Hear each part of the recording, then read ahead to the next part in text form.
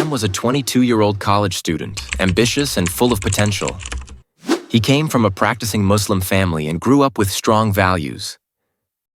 But like many young adults, he faced challenges when he moved away from home to attend university. At first, Adam tried to maintain his daily prayers and attend Islamic lectures on campus. He even joined the Muslim Student Association, hoping to stay connected to his deen. But as time went on, Adam began to feel lonely. His initial excitement about meeting new people turned into a longing for companionship. That's when he met a group of guys who seemed cool, confident, and fun. They weren't exactly the most practicing Muslims. Some barely prayed, and others openly joked about religious practices. But they welcomed Adam into their circle. For a young man far from home, their camaraderie felt like a lifeline. The friendship started harmlessly. They'd hang out after class, grab coffee, and talk about everything from sports to career goals. Adam thought he could balance it all, his deen and his new friends. But little did he know, he was stepping into a subtle trap. Initially, Adam maintained some boundaries.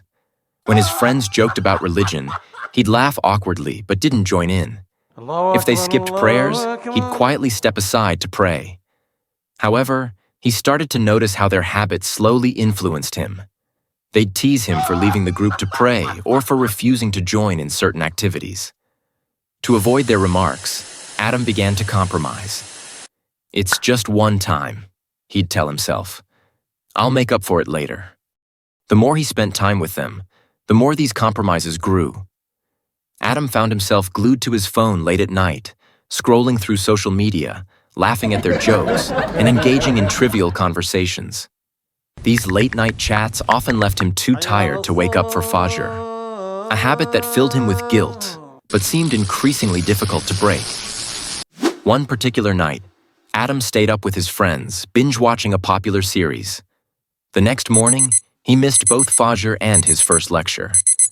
The guilt gnawed at him, but he brushed it aside, convincing himself it was just a one-time slip. This pattern repeated, and before he knew it, Adam's priorities had shifted. The once strong spiritual foundation he had built felt like it was crumbling, brick by brick. At first, the differences in values didn't bother Adam. If his friends made offhand remarks about religion, he'd laugh it off, telling himself it was just harmless banter. If they skipped prayers, he'd quietly step aside to pray on his own. But over time, Adam found himself skipping more prayers to avoid feeling out of place. "It's just one salah," he'd think. "I'll make it up later." The late-night hangouts became a regular thing. They'd stay out for hours, sometimes watching movies with questionable content or playing games that involved betting. Adam knew in his heart that these activities weren't right, but he justified them by saying, "At least I'm not doing anything worse." Yet every small compromise chipped away at his Iman. One evening, Adam's friends invited him to a party. It wasn't his scene, but they insisted, saying, "Come on, Adam. Live a little. You don't have to drink. Just chill with us." Reluctantly, he agreed. At the party, Adam felt out of place but didn't want to seem uptight. He stayed in a corner, observing, but the experience left him feeling uneasy. That night, as he lay in bed, guilt crept in. He thought about how far he'd drifted from the person he used to be. The moments of unease began to pile up. There were times when Adam would catch a glimpse of himself in the mirror and hardly recognize the person staring back. His once strong resolve was now clouded by confusion and regret. But the thought of breaking away from his friends felt insurmountable. They were his safety net in a world that often felt overwhelming and isolating. "What's the harm?" he'd tell himself. "I'm just going through a phase." Yet the phase was becoming his new reality.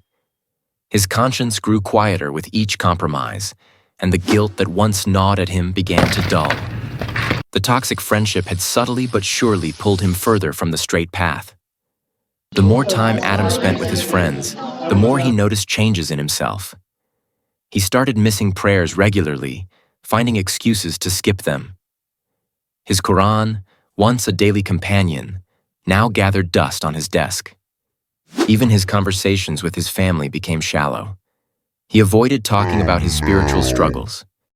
Adam's grades began to suffer too. Late nights with his friends left him exhausted, and he struggled to focus on his studies. He felt an emptiness growing inside him, a void he couldn't fill.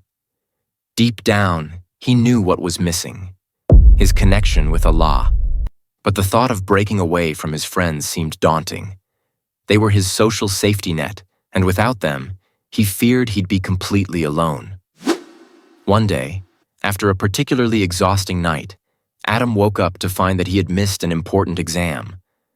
The realization hit him like a tidal wave. He was not only drifting spiritually, but also jeopardizing his future. Sitting alone in his room, he felt a deep sense of shame and despair. One night, Adam receives a message from an old friend, Yusuf, who used to attend Islamic lectures with him. Assalamu alaikum, Adam. It's been a while. How have you been? I was just thinking about the times we used to attend the Friday halaqah together. Let me know if you're free to catch up sometime. Adam stared at the message, a mix of emotions swirling inside him.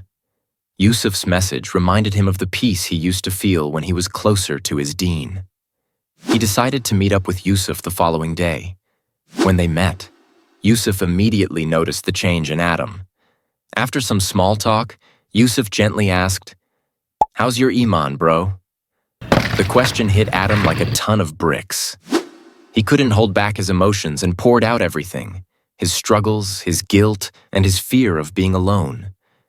Yusuf listened patiently, then said, "Adam, it's never too late to turn back to Allah.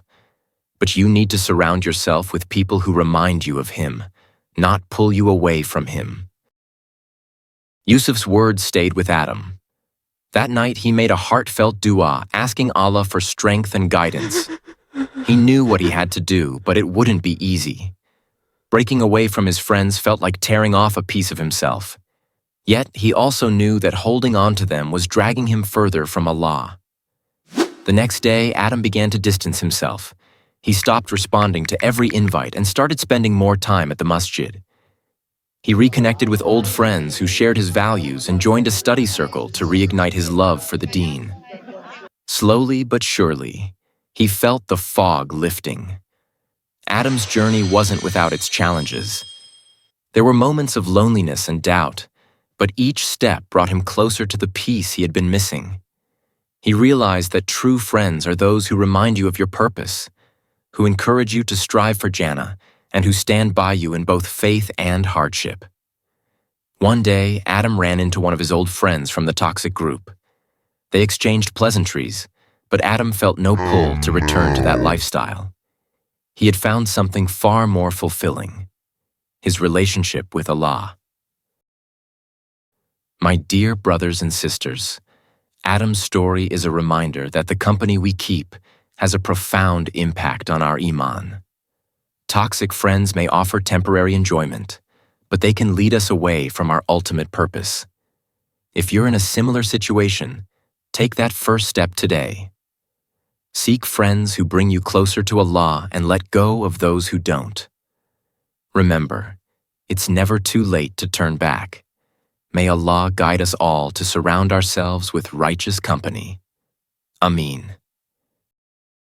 Choose your friends wisely. Your Jannah depends on it.